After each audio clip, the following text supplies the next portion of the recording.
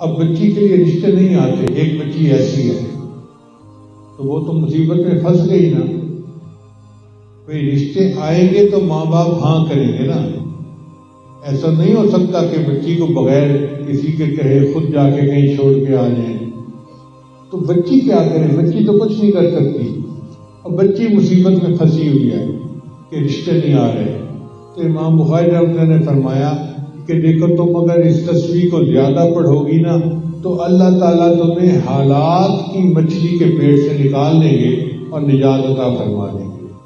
تو امام بخاری رحمۃ اللہ نے طلباء کے اوپر احسان کیا کہ ان کو جاتے جاتے ایک عمل بتا دیا جس سے کہ ان کو کسی عامل کے پاس جانے کی ضرورت نہیں ہے.